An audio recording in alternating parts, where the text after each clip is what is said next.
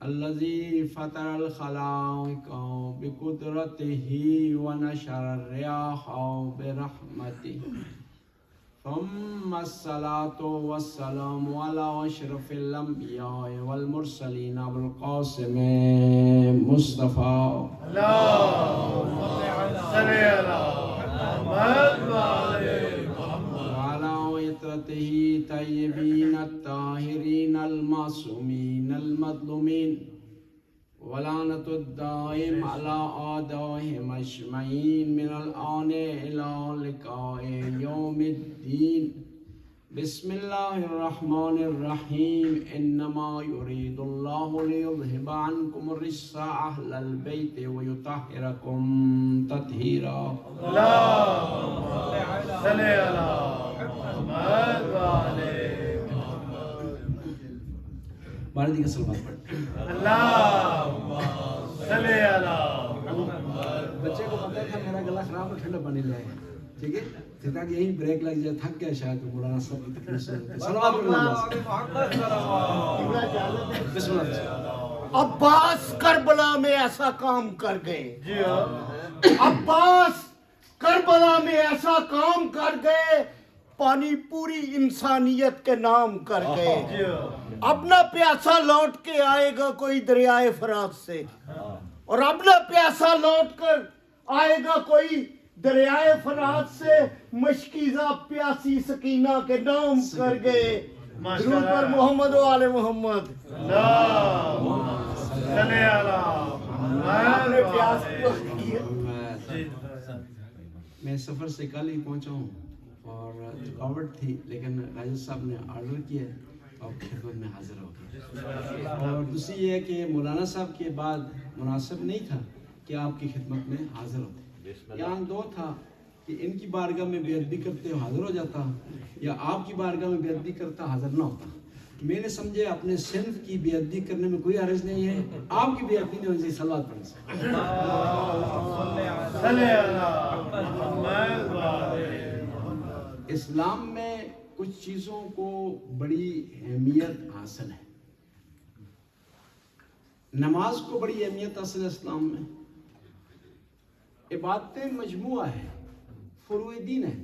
نماز ہے، روزہ ہے، حج ہے، زکوٰۃ ہے، خمس ہے، جہاد ہے.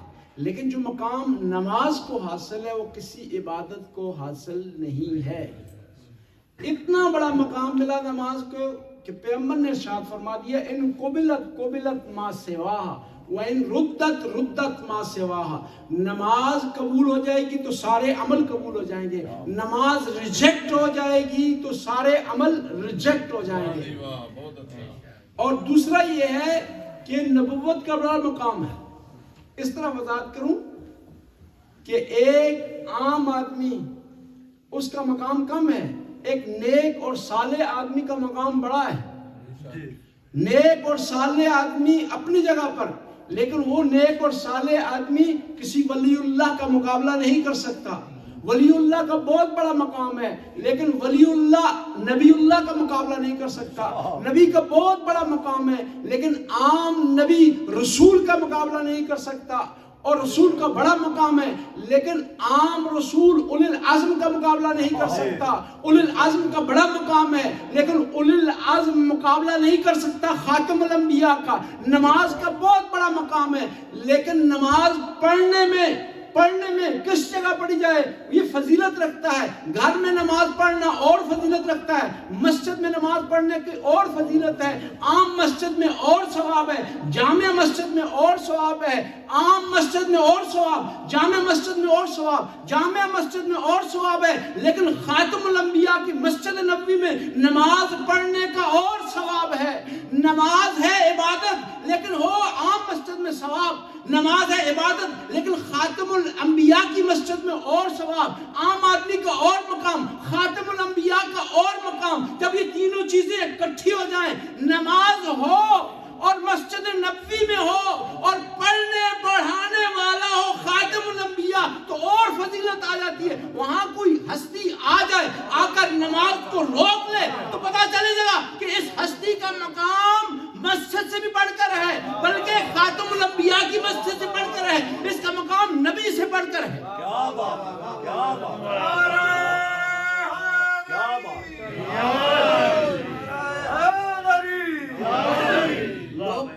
نبی ہم جیسا ہے.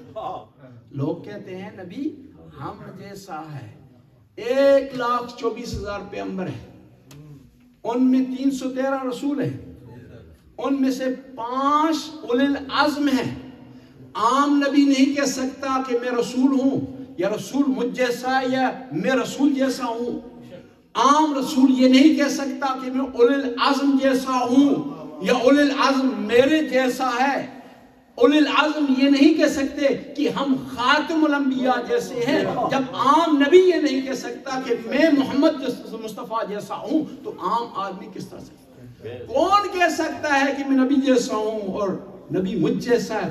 وہ کہہ سکتا ہے جس کے بارے میں پیغمبر نے ارشاد فرمایا حسین منی وانا من الحسین. حسین مجھ سے ہے اور میں حسین سے. پیغمبر نے ارشاد فرمایا ان الحسن والحسین سید شباب اہل الجنہ. حسن اور حسین جنت کے جوانوں کے سردار اور تمام انبیاء جنت میں جائیں گے حسن حسین کی سرداری میں. آدم جنت میں جائیں گے تو حسن حسین کی سرداری میں. نوح جنت میں جائیں گے تو حسن حسین کی سرداری میں. ابراہیم جنت میں جائیں گے تو حسن حسین کی سرداری میں ہوں گے. تمام انبیاء جنت میں جائیں گے حسن حسین کی سرداری میں. اب سوال یہ ہے کیا امام علی بھی جنت میں جائیں گے تو حسن حسین کی سرداری میں ہوں گے؟ نہیں, حدیث کا دوسرا ایسا ہے ان الحسن والحسین سید شباب اہل الجنہ ابوہما افضل منہما. حسن و حسین جنت کے جوانوں کے سردار ہیں اور ان کے والد گرامی ان دونوں سے افضل ہیں. اب سوال یہ ہے کہ نبی کریم جنت میں جائیں گے تو کیا حسن حسین کی سرداری میں ہوں گے؟ نہیں, وہ علی جو حسن حسین سے افضل ہیں وہ ارشاد فرماتے ہیں انا عبد من عبید محمد, میں محمد کے غلاموں میں سے ایک ادنا سا غلام ہوں. جب غلام کا اتنا بڑا مقام ہے تو آقا کا کتنا بڑا مقام ہے. عید کا دن تھا, صبح عید پڑھی جانی تھی. حسن اور حسین آئے نانا کے پاس, کہا نانا کل عید ہم نے پڑھنی ہے. کہا ٹھیک ہے بیٹا میں آپ کو ساتھ لے جاؤں. کہا نہیں, عرب کے بچوں کی سواری ہیں, کسی کے پاس گھوڑا ہے, کسی کے پاس اونٹ ہے, کسی کے پاس خچر ہے, تو ہم بھی چاہتے ہیں سواری پر سوار ہو کر کے عید کے میدان میں داخل ہوں, عیدگاہ میں جائیں. پیغمبر نے کہا کہ آپ کی سواری سب سے بہتر سواری ہو, اور کہا کہ جو عرب کے بچے ہیں نا ان کی سواری کی لگامیں, تو کہا میری زلفوں کو تم نے پکڑنا ہے اور تمہارے لیے میری زلفیں لگامیں بن جائیں. لگام سے کیا مطلب ہوتا ہے پتہ ہے؟ لگام کا مطلب یہ ہوتا ہے کہ جہاں چاہیں آپ روک دیں رک جائے, جہاں چھوڑیں چل پڑے. یعنی حسن اور حسین اس ہستی کا نام ہے جو نبوت کو چلا رہے ہیں اور روک رہے ہیں. حالانکہ اس ہستی کے بارے میں قرآن کہہ رہا ہے وما ينطق عن الهوى ان هو الا وحی یوحی. یعنی اس کا مطلب یہ ہے کہ حسن حسین کا چلانا بھی خدا کے حکم سے ہے اور روکنا بھی خدا کے حکم سے. اس لیے تو پیغمبر نے ارشاد فرمایا کہ ان الحسن والحسین ابنایا امامان ان قادا او کاما. میرے حسن و حسین بیٹے امام ہیں, چاہے وہ قیام کریں چاہے وہ امن کی حالت میں ہوں. پیغمبر نے ارشاد فرمایا نا. اب اس کا مطلب ہے کہ جب یہ قیام کریں ان کے مقابلے میں جو آئے گا نا وہ گویا حسن حسین کے مقابلے میں نہیں آئے گا, وہ محمد مصطفیٰ کے مقابلے میں. پیغمبر نے ایک اور حدیث ارشاد فرمائی کہ حسن ہاتھوں میں مجھ سے شباہت رکھتے ہیں اور حسین پاؤں میں مجھ سے شباہت رکھتے ہیں. یعنی اگر لکھ رہے ہیں کچھ نا, کسی کے ساتھ صلح کر رہے ہیں نا, لکھ رہے ہیں, وہ حسن نہیں لکھ رہا, وہ محمد مصطفیٰ لکھ رہا ہے. اور اس لکھنے کی اگر مخالفت ہوگی تو گویا محمد مصطفیٰ کی مخالفت ہوگی, اور محمد مصطفیٰ کی مخالفت انسان کو کفر کی طرف لے جاتی ہے. نواز سے بات آئی, پیغمبر کے ایک بڑے پیارے صحابی ہیں ابی ابن کعب, نماز پڑھ رہے تھے. پیغمبر نے ارشاد فرمایا کہ ابی نہیں بولے. نماز کے بعد خدمت میں حاضر ہوئے تو پیغمبر نے پوچھا کہ ابی میں نے تجھے آواز دی ہے, تجھے بلایا ہے, تو کیوں نہیں آیا؟ کہا یا رسول اللہ میں نماز پڑھ رہا تھا. کہا تجھے پتہ نہیں کہ تیری نماز میں ہوں, اور تم نے نماز کس سے سنی ہے, کس سے پڑھی ہے, کس سے سیکھی ہے؟ صلو کما رأیتمونی اصلی, میں نے تجھے سکھائی ہے. یعنی تم مجھے ترجیح دو نماز پر تو تب تمہاری نماز قبول ہوگی. اس لیے تو ابن ادریس شافعی نے بڑا پیارا جملہ کہا, یا اہل بیت النبوہ کفا بقدرکم من لم یصلی علیکم لا صلاۃ لہ. آپ کی قدر و منزلت کے لیے اتنا کافی ہے جو آپ پر درود نہیں پڑے گا اس کی نماز نہیں ہے. محمد والے محمد صلوات. اللہم صلی علی محمد والے.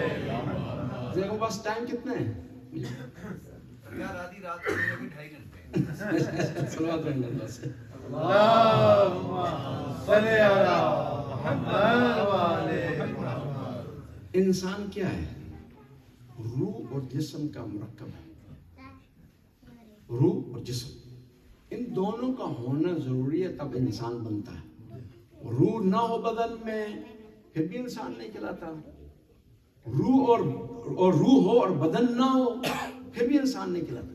اور جب روح انسان کے بدن سے جدا ہو جاتا ہے تو انسان مردہ کہلاتا ہے.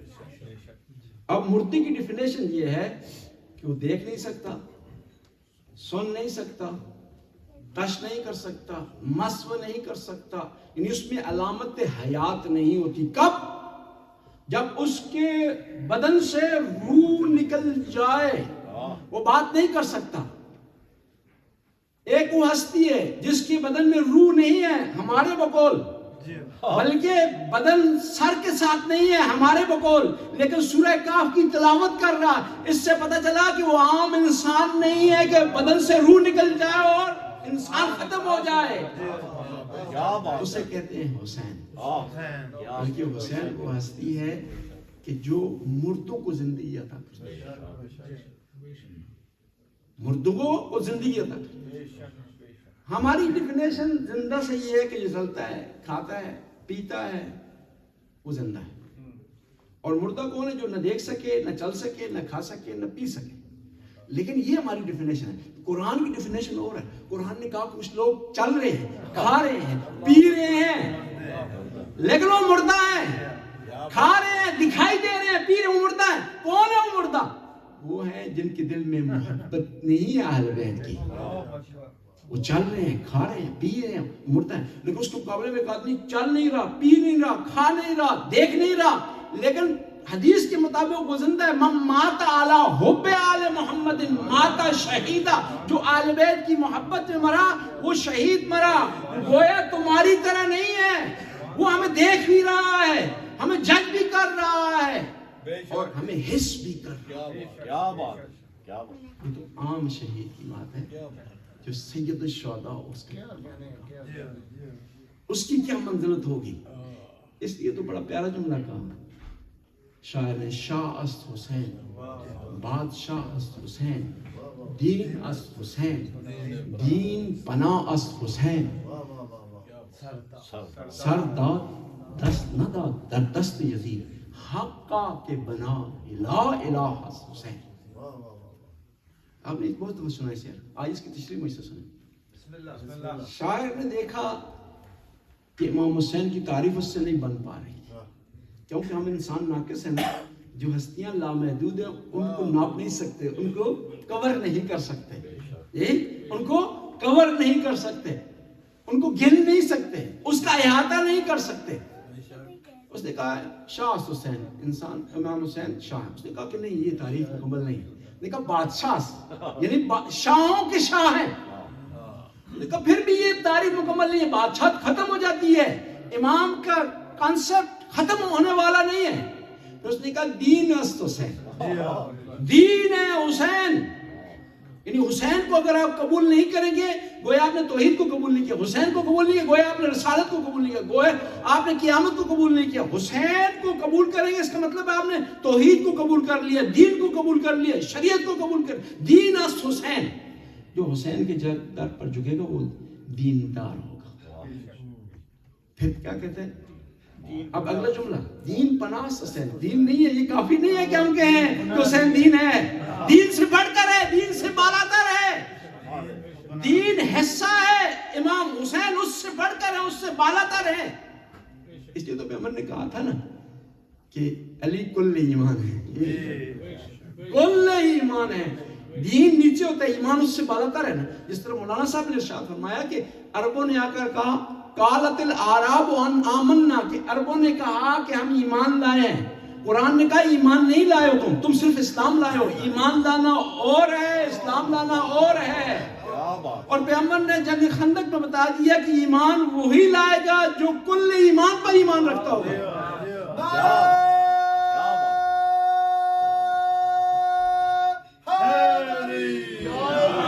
یہ کہنا کافی نہیں ہے، یہ درست نہیں ہے، یہ مکمل تعریف نہیں ہے کہ ہم کہیں کہ حسین دین ہے، بلکہ دین کی پناہ ہے، دین کو بچانے والے، دین کی حفاظت کرنے والے. یعنی وہ ہستیاں ہیں جنہوں نے جان دی اس لیے کہ دین بچ جائے. اور دین کو پتا تھا کہ دین کو پناہ صرف امام حسین کے در پر ملے. دیکھیں آخری جملہ کہتا ہوں جی اگلے جملے کی طرف آؤں گا. ایک بات میرے ذہن میں، ہماری تمام تگدو جد و جہد کوششیں ان کا مجموعہ یہ ہوتا ہے کہ ہماری اولاد آسائش میں رہے. خود بھوکے رہتے ہیں، بچے کو کھلاتے ہیں. خود نارمل لباس پہنتے ہیں، بچے کو اچھا لباس پہناتے ہیں. خود سختی گزارتے ہیں، بچے کے لیے آسانی پیدا کرتے ہیں. یعنی ہماری تمام کوشش کا مرکز ہمارے بچے ہوتے ہیں. البتہ صرف دنیاوی لحاظ سے، دینی لحاظ سے ویسا نہیں کرتے. یہ خود نماز پڑھ رہے ہیں، بچے کو نہیں کہتے. یہ خود جو ہے عبادات میں جا رہے ہیں، خود بچے کو نہیں کہتے. خود مجلس میں جا رہے ہیں، جشن میں جا رہے ہیں، بچے کو نہیں لاتے. یہ دنیاوی لحاظ سے کوشش کرتے ہیں. کم از کم ہماری تمام تگدو کا مرکز ہماری اولاد ہوتی ہے. لیکن حسین وہ ہے جن کی تگدو کا مرکز اولاد نہیں ہے. حسین وہ جنہوں نے اولاد بھی دین پر قربان کر دی. اس لیے اس نے کہا کہ دین پناس حسین. دیکھیں حسین وہ ہیں جنہوں نے بچے دین پر قربان کر دی. ہم نہیں کہتے کہ آپ اپنے بچے قربان کر دیں، اور نہ ہی کر سکتے، لیکن کم از کم حسین کے راستے پر تو لا سکتے ہیں. کم از کم عزاداری میں انہیں لا سکتے ہیں. کم از کم امام حسین کے جشن میں انہیں لا سکتے ہیں. اس نے کہا کہ دین پناست حسین. اور یہ دین پناہ کیوں ہوئے انہیں حسین؟ کہ امام حسین نے سر دے دیا، یزید کے ہاتھ میں ہاتھ نہیں دیا، ظلم کے سامنے جھکا نہیں. بس یہ ہے حسین. بس ہم نے امام حسین کو اگر فالو کرنا ہے تو بچوں کو بھی دین کی طرف لانا پڑے گا. کہ ایسا نہ ہو کہ سوال و جواب کے مرحلے میں امام حسین کہیں کہ تم خود آ گئے تھے، جشنوں میں شرکت کرتے رہو، امام حسین کے فضائل سنتے رہو، امام حسین کے فضائل پر مقرر کو داد دیتے رہو، لیکن تم نے اپنے بچے میرے راستے پر کیوں نہیں لائے؟ اور بعض اوقات انسان بچوں کی وجہ سے اس کی پکڑ ہو جائے گی. کہے گا میں نے نمازیں پڑھی ہیں، میں نے حج بجا لائے ہیں، میں نے روزے رکھے ہیں، میں نے عبادتیں کی ہیں، پھر میں کیوں جنت میں نہیں جا رہا ہوں؟ پھر کیوں میری خلاصی نہیں ہو رہی؟ کہا جائے گا کہ تم سارا کچھ کرتے رہو ہو، لیکن تو نے یہ چیزیں منتقل نہیں کی اپنی اولاد کی طرف، اپنے بچوں کی طرف. ایک اور واقعہ بیان کرتا ہوں اور پھر انشاءاللہ ہم اختتام تک پہنچاتے ہیں. کافی وقت ہو گیا ہے، کیونکہ لوگ آتے ہوئے جب فون کرتے ہیں پوچھتے ہیں کہ پروگرام ختم کب ہوگا. پروگرام ختم کب ہوگا؟ جی کچھ لوگ پوچھتے ہیں پروگرام ختم کب ہوگا. میں کہتا ہوں جو ہے شروع کا پتہ ہے، ختم ہونے کا نہیں پتہ. نہیں پتہ ہونا چاہیے، ہر چیز کی لمٹ ہونی چاہیے تاکہ لوگ آئندہ بھی آتے رہیں. یہ نہ ہو کہ کسی آدمی کا نام سننے کے بعد جو ہے وہ لوگ آنے شروع. کسی آدمی نے وہ ایک دفعہ یہاں لوگ کم آئے نا کسی پروگرام میں، کسی آدمی نے دوسرے آدمی سے پوچھا کہ لوگ کم کیوں آئے؟ کہا شاید ان کو پتا تھا کہ مولانا زوار نے تقریر کرنی ہے اس لیے. ایسا مسئلہ نہ ہو. صلوات پڑھنا بس.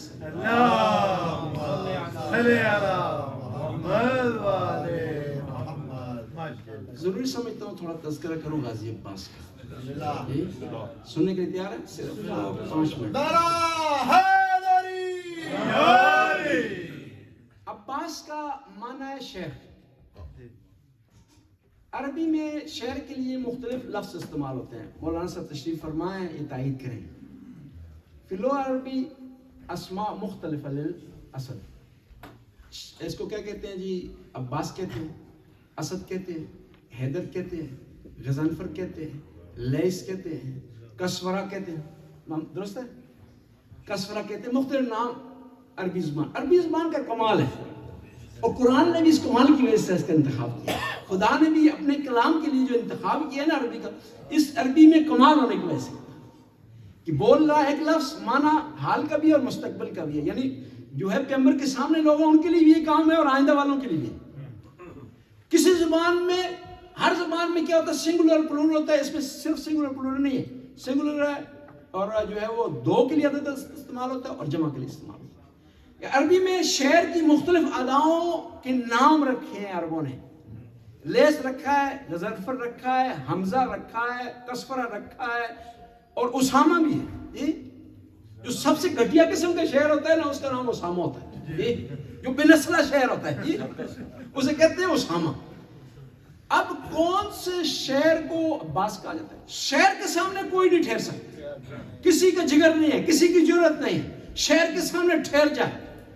اور جس شعر کے آنے کی وجہ سے شعر بھی بھاگ جائے اسے کہتے ہیں عباس. اور مولا کا نام کیوں عباس رکھا؟ پیغمبر جب خود تشریف فرما رہے تھے تو اہل بیت کے نام پیغمبر رکھتے تھے. کون؟ محمد مصطفیٰ. فاطمہ انہوں نے نام رکھا، حسن انہوں نے نام رکھا، حسین انہوں نے نام رکھا. یہ کیفیت تھی. اور پیغمبر کی وصال کے بعد امام علی بچوں کے نام خود رکھتے تھے. قرآن کو کھولتے تھے، جو آیت آ جائے اس کے مطابق نام رکھتے تھے. اور عربوں میں یہ طریقہ کار نہیں تھا. عربوں میں نام رکھنے کا، عام عربوں میں یہ طریقہ کار نہیں تھا. وہ بچہ جب پیدا ہو، گھر سے نکلے، پہلے کسی جانور کو، پہلی نظر ان کی کسی جانور پر پڑے، اسی کے نام پر بچے کا نام رکھتے تھے. مثلا ایک عرب کا ایک آدمی تھا، اس کے ایک بچہ پیدا ہوا، باہر نکلا، کتیا کو دیکھا کہ بھونک رہی ہے تو اپنے بیٹے کا نام رکھ دیا. اپنے بیٹے کا نام رکھ دیا. ایک اور عرب گھر سے باہر نکلا، لومڑی کو دیکھا، بیٹے کا نام سالب رکھ دیا. لیکن پیغمبر کے بعد امام علی کی روش یہ نہیں تھی. وہ قرآن کھولتے تھے، قرآن میں کہا یوم نخاف من ربنا عبوسن کم طریقا، کہ خدا کہہ رہا ہے اس دن کا جلال ہوگا اور اس دن سے ہمیں ڈرنا چاہیے. یعنی عباس یعنی قیامت جیسا جلال. ایک اور لقب ہے مولا غازی عباس کا، قمر بنی ہاشم. 3 قمر گزرے ہیں عرب میں، چوتھا نہیں. عبد المطلب کو کہا جاتا تھا قمر مکہ، مکہ کا چاند. عبداللہ پیغمبر کے والد گرامی کو کہا جاتا ہے قمر الحرم، حرم کا چاند. مسجد حرام ہے نا، اس کے حرم، حرم کا چاند. اور ایک اور چاند ہے جسے کہا جاتا ہے قمر بنی ہاشم. بنی ہاشم کا ہر فرد چاند ہے. چاندوں میں جو چاند ہے اسے قمر بنی ہاشم کہا جاتا ہے. اب عباس وہ عظیم ہستی ہے کہ ان کا ایک اور لقب ہے، وہ لقب ان کا علمدار ہے. پیغمبر کے زمانے میں علم ملا کس کو؟ امام علی کو. اور امام علی نے جاتے ہوئے تھمایا کس کو؟ عباس کو. اور ان کٹے ہوئے بانسوں نے ابھی تک علم کو اس انداز میں پایا کہ اس کے بعد کسی اور تک منتقل نہیں ہوا. اس لیے تو امام جعفر صادق ارشاد فرماتے ہیں لِأَمِّي أَنَا الْعَبَّاسِ مَنزِلَةٌ یوم القیامہ یبغت بہی جمیع الشہداء. قیامت کے دن میرے چچا عباس کا وہ مقام ہوگا جس کے لیے تمام شہداء غبطہ کریں گے، رشک کھائیں گے. اور اتنی عظیم ہستی تھی. ان کا ایک اور لقب ہے، اس کی تشریح کرتے ہیں اور پھر ختم کرتے ہیں. ٹھیک ہے؟ باب الحوائج، باب الحوائج. اور یہ آپ سمجھیں گے لقب ابھی ملا نہیں، یہ خود امام حسن حسین نے دیا. کیا بات. باب الحوائج یعنی لقب اس وقت کس سے ملا کہ جب بھی امام حسن حسین کو کوئی حاجت ہوتی تو آواز دیتے تھے عباس آؤ یہ کام کرو. اس لیے انہیں کہا جاتا تھا باب الحوائج. غازی عباس کا بہت بڑا مقام ہے، بہت بڑی منزلت ہے. امام حسین کا یہ جملہ کافی ہے غازی عباس کی منزلت کے لیے کہ امام نے جب آیا نا غازی عباس کی لاش میں فضیلت کے لیے عرض کر رہا ہوں مسائل پر اور نہ ہی پڑھنی چاہیے، کہا کہ آج وہ آنکھ بند ہو گئی، جب تک کھلی تھی تو دشمن سو نہیں سکا ڈر کی وجہ سے، اور عباس تو وہ عظیم ہستی ہے کہ جو آنکھ ابھی تک بیغم ہو کر سوتی رہی اس کے بعد سو نہیں سکی۔ اللہم صلی علی محمد و آل محمد یا علیم یا علیم یا غفور یا رحیم۔ خدایا اس کلیم سی باتوں کو قبول منظور فرما، ہمارے گناہوں سے درگزر فرما، نیک کام کرنے کی توفیق عطا۔ یا اللہ بڑا دن ہے آج، ولادتیں ہیں، جشن ہے، خدایا ان جشنوں اور ولادتوں کی ہمیں عیدی عطا فرما، گناہوں کی بخشش کے لیے عیدی عطا فرما، حاجات کی روائی کے ذریعے عیدی عطا فرما۔ یا اللہ یہاں تشریف فرمائے، چھوٹے بچے تشریف فرمائے، بھائی تشریف فرمائے، بہنیں تشریف فرمائے، سارے آئے امید سے، اور تو نے خود بلایا ہے۔ یہ ہو نہیں سکتا کہ اہل بیت جو ہے وہ بلائیں اور خالی ہاتھ پلٹا دیں، یہ ہو نہیں سکتا۔ خدایا تو نے خود بلایا اس اہل بیت کی محفل میں، ہمیں خالی ہاتھ نہ پلٹا، ہمیں اس دن کی عیدی عطا فرما۔ یا اللہ تو غفور رحم کرنے والا، جو مریض انہیں شفائے کاملہ وعائلہ عطا فرما۔ یا اللہ جن لوگوں نے التماس سے دعا کیا ہو اور بیمار ہیں انہیں بھی شفائے کاملہ وعائلہ عطا فرما۔ یا اللہ ایک مومنہ بیمار ہیں اور اسپتال میں جو ہے وہ ایڈمٹ ہے، یا اللہ انہیں شفائے کاملہ وعائلہ عطا فرما، انہیں صحت مند ہو کر اپنے خانوادے کی طرف پلٹنے کی توفیق عطا فرما۔ یا اللہ نعیم بھائی کا ایکسیڈنٹ ہوا تھا، بیمار ہے، انہیں شفائے کاملہ وعائلہ عطا فرما۔ یا اللہ جو سفر میں ان کے سفر کو بے خطر قرار دے، انہیں منزل مقصود تک پہنچنے کی توفیق عطا فرما۔ یا اللہ اس مرکز کو قائم و دائم فرما، جو مومنین و مومنات جہاں خدمت کر رہے ہیں ان کی توفیقات میں اضافہ فرما۔ یا اللہ زمانے کے امام کے ظہور میں تعجیل فرما۔ شیعان حیدر قرار جہاں کہیں بھی افغانستان میں، عراق میں، ایران میں، جہاں کہیں انہیں اپنے حفظ و امان میں رکھا۔ شیعان حیدر قرار کو اتفاق و اتحاد کی دولت سے مالا مال فرما، ان کے دشمن کو نیست و نابود فرما۔ یا اللہ تو غفور رحیم رحم کرنے والا ہے، کرم کرنے والا ہے، ہمارے وقت کے امام سے ہم کو راضی ہمیں توفیق دے کہ وقت کے امام کو راضی رکھ سکیں، ہمیں توفیق دے کہ وقت کے امام کو خوشنودی حاصل کر سکیں۔ یا اللہ تو غفور رحیم رحم کرنے والے، کرم کے حاضرین پر رحم و کرم کی بارش فرما۔ یا اللہ تو غفور رحیم ہے، رحم کرنے والا ہے، یا اللہ بخشنے والا ہے، معاف کرنے والا ہے، ہمارے مرحومین کی مغفرت فرما، ان کی قبروں کو منور فرما، ان کی درجات کو بلند فرما۔ یا اللہ حاضرین کی اولاد کو نیک اور صالح بنا، یا اللہ ہمیں اولاد کی تربیت کرنے کی توفیق عطا فرما، ہر وہ کام کرنے کی توفیق عطا فرما جو امام کی رضایت کا سبب بنے، اور ہر اس کام سے پرہیز کرنے کی توفیق عطا فرما جو امام کی ناراضگی کا سبب بنتا ہے۔ ربنا آتنا فی الدنیا حسنہ وفی الآخرۃ حسنہ وقنا عذاب النار۔ اللہم صلی اللہم صلی علی محمد